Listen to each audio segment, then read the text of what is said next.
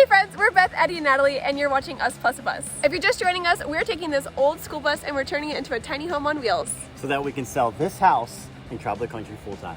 Last episode, we began tackling the rest. I found some areas that were flaking pretty bad. Like in here, I just took the hammer and was hitting it.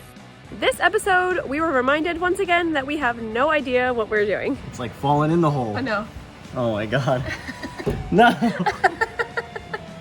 But we're excited to finally have the floors all one color. It's all painted.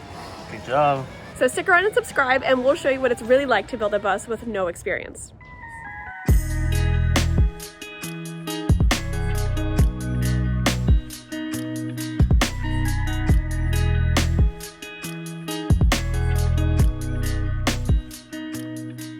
We're working on the floors today because yesterday we got our second coat of the rust converter on. So the next step is to fill all 468 and maybe more holes from all the handicap bolts that were in the tracks. So we chose the steel stick.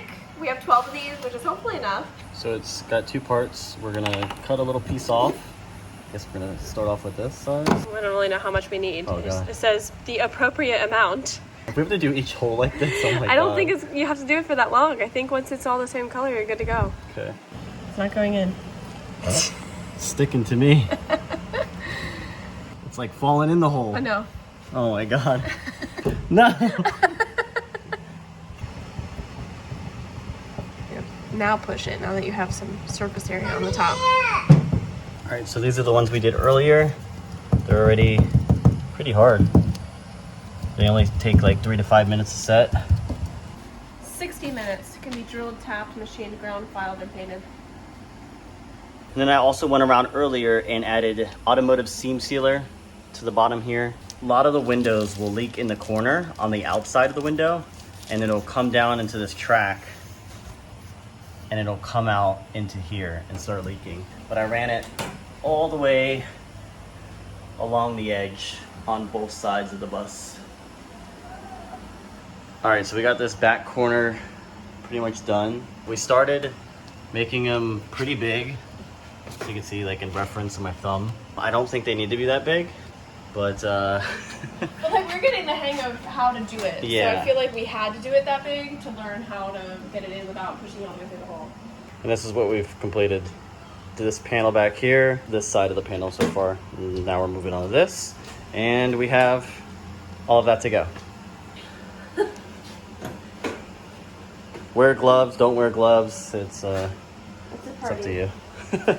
So basically what you're gonna do is you're gonna cut off a little piece like so, roll it up, and then it starts to get a little hot. We started breaking off like bigger pieces and then just pulling off a smaller piece for the hole, because if you try and break off a smaller piece, it's harder to combine it. It starts to kind of ball up, so we just mash So just a give big me a little piece. piece. So I'm just getting like a piece like that. I like to let it harden a little bit because then it's easier and it doesn't like stick to your finger and come out. Then you just stick it in the hole and spread it around and let it harden. And this is you're obviously not adult enough for this conversation. I'm trying so hard. All right, we're getting ready to grind the first one. It's been about an hour since we I think it's one of the first ones, or was it this? It was this one. It's been about an hour since we put it in, so it should be ready to grind, and we're just curious if we are doing it right. So we're gonna test it.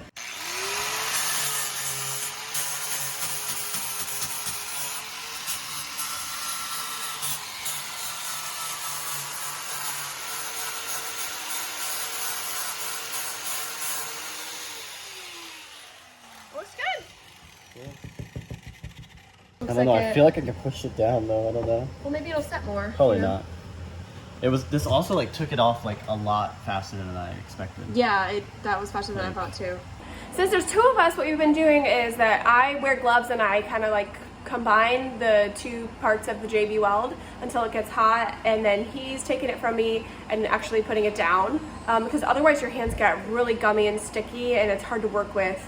I do have to change my gloves pretty frequently though, so if you have a second person, that's a good way to do it.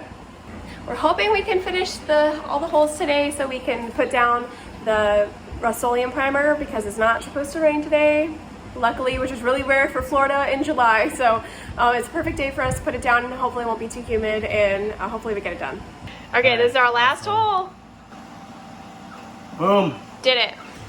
All right, just got done grinding off all of the JB Weld in the floors. Now we are sweeping, then we're gonna clean, and then it is time for primer. You excited? We're gonna paint. Are you ready to help paint? No. No, what are you gonna do while we're painting? We finally got all the holes filled. We grinded down the extra JB Weld. We got the floors all clean, as clean as they're gonna get, and we're gonna hit it with some Rust-Oleum. This is the Rust, what does it even say? Rust primer. This is the Rusty Metal Primer.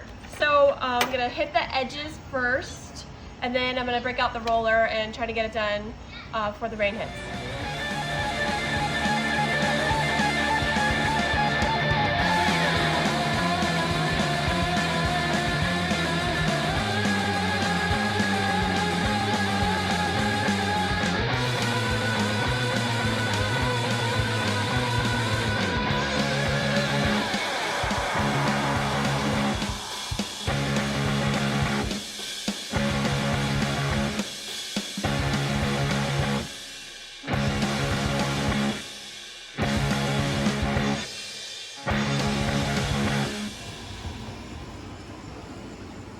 It's all painted.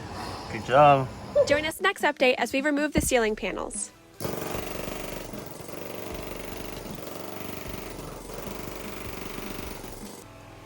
Farm's gonna be like this in the morning. But I'm also gonna be, So strong. I want to peek inside. how's it look? We can put it right back up. Looks pretty It good. actually looks pretty It cool. looks super clean. All right, put them All right, back up. abort mission, abort mission.